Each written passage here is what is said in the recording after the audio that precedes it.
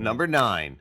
Way back in 1958, Cyril the Sea Lion, who was living at Storybook Gardens Zoo in London, Ontario, Canada, at the time managed to get away and swim Lake Erie, crossing into the US, and was found near a boathouse in Sandusky, Ohio. Cyril was brought to the Toledo Zoo, the closest place where he could be kept, but he wasn't there long. Within weeks, he was deported back to Canada, even though originally he was an American citizen from the San Francisco Bay Area. Interestingly enough, it seems the Toledo Zoo could have kept the animal since 60 years earlier, in 1898, a New York Supreme Court ruling in a similar case of a runaway sea lion had declared that wild animals which escape from their owners are no longer the property of their former owners. Finders keepers, basically. I guess though it was probably better for US-Canada relations that Cyril was returned to Storybook Gardens.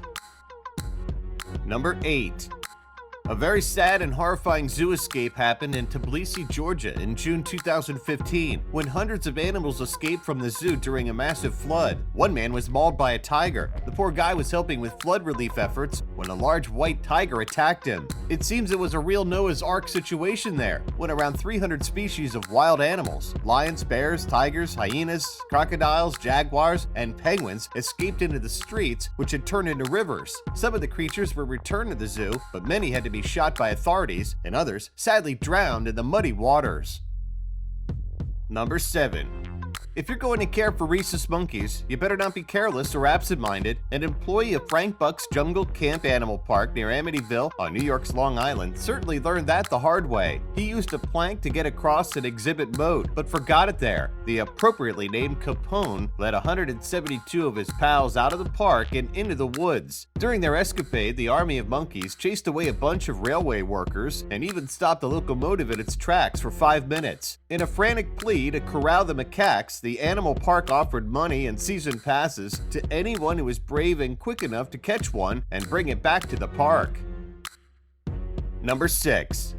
On February 28, 1965, Goldie the Golden Eagle escaped from the London Zoo while his cage was being cleaned. He found a temporary home in Regent's Park, swooping and soaring around, dodging police, firefighters, and even a determined BBC reporter who tried to snag him with an Ethiopian bird pipe. For 12 days, the London public got to see the free bird in action, and apparently over 5,000 people showed up to gawk at him. Goldie was eventually recaptured by Deputy Head Zookeeper Joe McCory, one of the authorities on birds of prey at the London Zoo. It seems Goldie's stomach is what did him in when McCory offered him a dead rabbit and managed to catch him with his bare hands. 10 months later, Goldie escaped again, but only for 4 days. Number 5.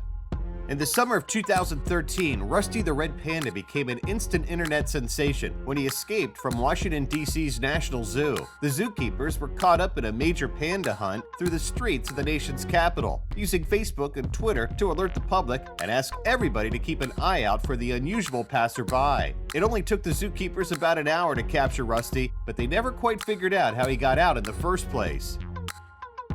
Number 4.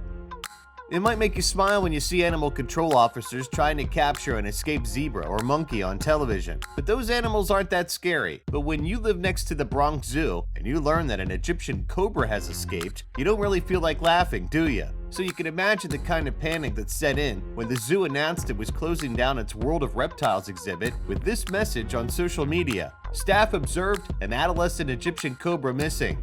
What? A live snake? Roaming around free in the city? And a teenager with an attitude to boot? Yikes! Zoo director Jim Breheny tried to calm everybody by explaining that the highly venomous creature was probably somewhere in the reptile house, but since it's less than 2 feet long and pencil thin, they just couldn't find it. But if it's pencil thin, doesn't that make it easier for him to get away? Yeah? Number 3.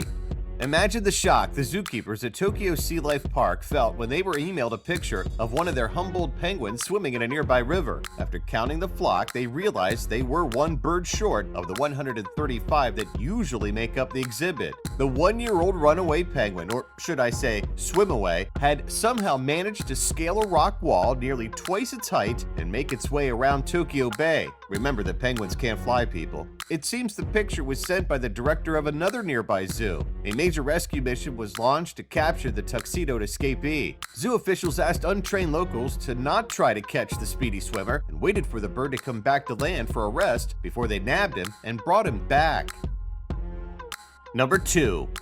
Sometimes escaping from a zoo is best done with the help of your fellow inmates. They don't even have to be the same species. That's what happened at a German zoo when a fox and a boar helped a kangaroo go free. Officials at the park say the Aussie marsupial was able to break out by slipping through holes in 2 separate barricades. One of the holes had been dug by a fox underneath the kangaroo's enclosed fence, which allowed it to squeeze through, but apparently that only got him so far. Luckily for him, it seems the boar had done the same thing beneath the park's main exterior wall, which allowed the kangaroo to make it the rest of the way to freedom.